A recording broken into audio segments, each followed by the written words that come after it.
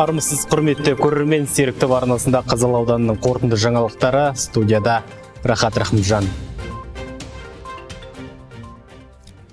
Таза Қазақстан, таза Қазалы. Жергілікті мамандар мен тұрғындар республикалық экологиялық акция ұйымдастырды. Мақсат белгілі, қоршаған ортаны ластанудан сақтау. Сенбіліктің ерекшелігі кішкентайларда қатысып айналаны күл-қоқыстан тазартты. Еңбегі үшін ақысын балмұздақпен алды. Әйтеке би кентіндегі тазалық науқаны қалай өтті? Сюжеттен көрейік. Айналаны таза ұстау өзіңнен. Бұл Кемалбай Көжесаровтың ұстанымы. Ақсақал немересін ертіп, аула мен көше маңын тазалап тұруды күнделікті жұмысына айналдырған. Осылайша қоршаған ортаға деген қамқорлығын танытып, жас ұрпақты еңбекке баулиды. Тіпті әр демалыс күндері көрші көлеңді тазалыққа шақырып, өзі де егістің басы-қасында жүреді. Тазалық табалдырықтан, үйіңнің қасынан басталады. Көршінің қандай екен, оның қалай екен білгің келсе, оның үйінің жанын қарасаң жеткілікті. Үйінің жаны қандай болып тұрса, оның тазалыққа қатысы сондай болады деген сөз. Сондықтан біз осы таза Қазақстан акциясын қолдаймыз. Барлық жұртшылықты, елді, өзіміздің тұратын көшемізді тазалыққа шақырамын. Тазалық өзіміз үшін, өзіміздің ұрпағымыз үшін қажет. Темір жолдың арғы бетіндегі 5-ші аймақ тұрғындары да белсенді. Мекеме қызметкерлерімен бірлесіп, өздері тазалық жұмыстарын ұйымдастырып тұрады. Субботник жасап, атсалысып жатырмыз. Енді жаңғыз бұл мекеменің мойнына іліп қоймай, осы тұрғындардың өзіне де осы программаны пайдаланып айтып қалғым келеді. Бүткіл есігінің алдын, бүткіл ағайын туысқандар, осы арада тұрып жатқан халықтар, мекеменің адам болсын, балабақшаның адам болсын, айналасын таза ұстауға атсалысуын сұраймын. Тазалық бірінші өзімізден басталады. Сондықтан осы халыққа айтарым, өзінің ауласын, есігінің алдын таза ұстауын өтінемін. Қазалы күн санап көркейіп келеді. Ауданда абаттандыру жұмыстары қарқынды. Атқарылар жоспарда көп. Әйтеке би ескерткіші маңы мен орталық алаңға тас төсеніш төселді. Ендігі кезекте Жанқожа Батыр көшесіне субұрқақ, балалар ойын алаңы, жаяу жүргіншілер мен велосипед жолдары салынбақ. Одан әрі абаттандыру мақсатында біз қазір 1 гектарға жоқ жаңадан жасыл желек ұйымдастырып жатырмыз. Ол жерге 6000-ға жуық тал көшеттері мен шыбықтар орналастырылған. Сонымен қатар Әйтеке би кентінде мына темір жол вокзалы жанында Әйтеке би ескерткішінің айналасын абаттандыру жұмыстары, Жанқожа Батыр көшесінде руханият орталығына дейінгі жерді, скверді абаттандыру жұмыстары, орталық алаңды абаттандыру жұмыстары және Жеңіс паркін абаттандыру жұмыстары жоспарланып отыр. Бүгінгі таңда тиісті жұмыстар мердігер мекемелер тарапынан жүргізіліп жатыр. Сенбілікке шыққан әр мекеме 7 аймақтың тазалығына жауапты. Олар апта сайын өздеріне берілген аймақта тазалық жұмыстарын жүргізеді. Мәселен, Жетес би дәрігерлік амбулаториясының ұжымы Сәбит Мұқанов көшесіндегі шөптерді шауып, арықтарды тазалады. Таза Қазақстан акциясына өзіміздің үлесімізді қосудамыз. Тазалық табалдырықтан басталады демекші. Әркім өзінің үйін, туған жерін таза ұстаса, есіктерінің алдына таза ұстаса, әркімнің өзінің сол акцияға қосқан үлесі қазақстандықтарды осы елімізді таза ұстауға шақырамын. Біз өзіміздің туған жерімізде, таза жерде өмір сүруіміз керек. Оны біз келешек балдарға да сөйтіп біз өзіміз үлесімізді қосқанымызды айтып тәрбиелеуіміз керек. Қазалылықтар үшін қаланы таза ұстау тек үлкендердің міндеті емес. Мектеп оқушылары да тазалық жұмыстарына өз үлесін қосып жүр. Балақайлар ауладағы тұрмыстық қалдықтарды жинап, балмұздақ пен тәтті сусынға айырбастады. Біз өзіміздің елімізді, жерімізді таза ұстауымыз керекпіз.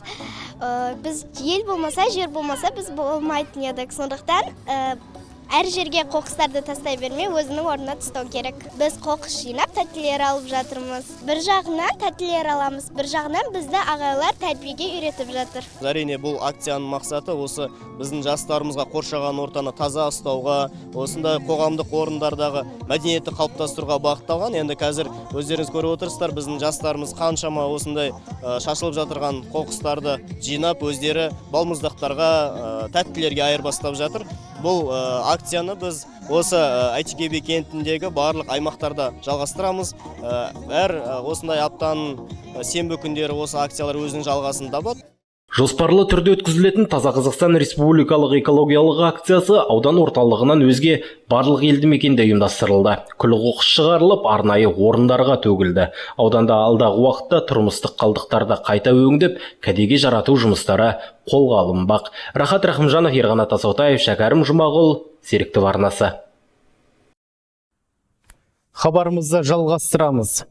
Ерліктің қос қанаты. Қазақтың қамшын қасыққаны қалғанша аттың жалында, түйенің қолында күн кешкен батыр бабалар әруағына ұрпақтары тағзым етті. Қазақтың жыр дастандарына арқау болған қос батыр Мырзакелдіұлы Шағырай мен Бекше Батырұлы Дабыл Батыр. Шағырай батыр 1711 жылы Қазалы өңірінде дүниеге келген, ал Дабыл Батыр 1771 жылдар мен 1860 жылдары ғұмыр кешкен. Жалаң аттың жалымен, жалаң қылыш жүзімен жауға ат ойлаған қос батыр елге қалқан болған. Осындай бабаларымыздың тарихтағы лайықты тұғырына көтеріп, рулық деңгейде емес, ұлттық өредегі мақтанышқа балап, азаматтыққа ұмтылған жолда ұлттың тұтастыққа кепіл болатын тетікке айналдыру, ол біздің бүгінгі ұрпақтың парызы деп есептеймін. Ұлы далада мәңгілік ел құрудағы армандаған бабаларымыздың бүгінгі ұрпағы елдік пен ерліктің қос қанатына айналған Шағырай мен Дабыл батырлардың есімін ұлықтау үлгісін көрсетіп жатқан осы батыр бабамыздың ұрпақтарына мен аудан әкімдігі атынан ерекше ризашылығымды білдіремін. Қазақтың тарихында қара қазақ мен сарбаланың қамшын қылышын қыннан шығарып, жан тәсілім еткенше қайта салмай кеткен тау тұлғалар өте көп. Бірақ жиі айтылып, тарихтың қатпар беттерінде есімдері алтын әріптермен жазылып, ұмытылмай келе жатқандары саусақпен санарлық. Солардың көбінен бұрын және олардан батыр болғандар өте көп. Солардың бірі әрі бірегейлері Шағырай мен Дабыл батырлары, соңында қалған ұрпақтары. Олар ұлт тағдыры таразыға тартылған сағаттағы талай қан кешу шайқастар мен ел ертеңі сарапқа салынған келелі кеңестерге бірге қатысқан. Шағырай батырдың ұранға шығуын халық жадындағы аңыз әңгімелері қалмаққа қарсы күреспен байланыстырады. Сондықтан Шағырай батырдың Қарасақал руына ұран болуы осы қалмаққа қарсы күреспен байланысты болған. Ғылыми конференциядан соң ауданның орталығы Әйтеке би кентінен екі батырдың есімі қос көшеге берілді. Салтанатты шараға бабалардың ұрпақтары күннің ыстығы мен желдің өтіне қарамай ауызбірлікпен қатысты. Ыстық ықыластарын танытты. Әлім кішіздің ішінде батыр да көп, ақын да көп, жазушы да көп, өздеріңе белгілі. Оның қайсы бірін айтып таусамыз, бірақ біз сонымен мақтанамыз. Сол кісілердің арқасында мінекей данышпан да бар, батыр да бар, ақын да бар. Бабаларының әруақтарына спорттық сайыстар да ұйымдастырылды. Кешегі жүрегінің түгі бар батырлардың бүгінгі ұрпақтары гір-тасын көтерді, арқан тартып, қол күрестірді. Рахат Рахымжанов, Ерғанат Асотаев, Шәкәрім Жұмағұл, Серікті Барынысы. 12 тамыз халықаралық жастар күні. Жастар мемлекеттің жаңа келбеті. Осындай атаумен Әйтеке би кентінде қорытынды концерт өтті. Шарада бәсекеге қабілетті үздік жастарға аудан әкімінің алғыс хаты табысталып, жылы лебізі жеткізілді. Қазалы ауданында 23.532 жас бар. Аудан халқының 29,7% құрайды. Жастар кез келген қоғамның болашағы мен қозғаушы күші. Мемлекеттің тұрақты дамуының негізі бәсекеге қабілетті буыны. Мемлекет тарапынан жастарға әрдайым қолдау көрсетіледі. Сонымен қатар аудан әкімдігінің бастамасымен жастарды әлеуметтендіруге бағытталған түрлі жобалар жүзеге асуда. Аудан бойынша 1000-ға жуық жас мемлекеттік бағдарламалар аясында жұмыспен қамтылды. 2 жылдан бері қазір жастар фестивалі өткізіліп келеді аудан әкімінің тікелей қолдауымен. Сол 2 жыл қатарынан сол жастар фестивалінде ғылыми бағыт бойынша бірінші орын алған біздің жастарымызға Қорқыт Ата университеті арнайы грант бөліп жатыр. Арнайы тегін оқитын грант бөліп жатыр. Екі бірдей оқушыларымызға 50% жеңілдік, 25% жеңілдіктер қарастырылған. Бұл жұмыстар алдағы уақытта да жалғасады. Заманында Мағжан Жұмабаев атамыз мен жастарға сенемін деген біздің шығыс жастарының жалынды жетекшісі Ғани Мұратбаев бабамыз да біздің болашағы елдердің жастардың осы елдің тұтқасы деген. Сондықтан осы тәуелсіз Қазақстанды біздің Қалаберді қазыналы қасиетті елін өркендететін, дамытатын жас достар өздеріңіз. Сондықтан бүгінгі мерекелеріңіз құтты болсын. Шара барысында жастар арасындағы үздіктер аудан әкімінің алғыс хатымен марапатталды. Марапат төрінен көрінгендердің бірі Әлібек Гүлайна, өз ісін абыроймен атқарып жүрген ұстаздардың бірі. Ыбырай Алтынсарин атындағы нөмірі 204 мектептің бастауыш сынып мұғалімі. 17 жылдан бері мұғалім болып кешенді концерттер, спорттық шаралар, жас отбасылар, әкелер, аналар сайыстары және де мемлекеттік бағдарламалар бойынша кеңес беру шаралары ұйымдастырылды. Алдағы уақытта да жастар керуені жобасы Жастар орталығында жүргеніме 2 жыл уақыт болып қалды. Өзім студентпін, өзім әншілікпен айналысам. Волонтердің осы жастар орталығының арқасында үлкен дәрежеге жетіп жатырмын.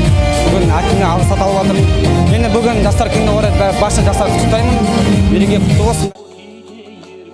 Жастар күні мерекесімен өнерпаз қауымда құттықтап жатыр. Олар өз кезегінде ән мен биден шашу шашып, жиналған көпшіліктің көңілін көтерді, көрерменнің ыстық ықыласына ие болды. Рахат Рахымжанов, Ерғанат Асотаев, Шәкәрім Жұмағұл, Серіктіп арнасы. Редакциямызға келіп түскен жаңалықтар легі осымен тамам. Арнамыздан алыстамаңыз.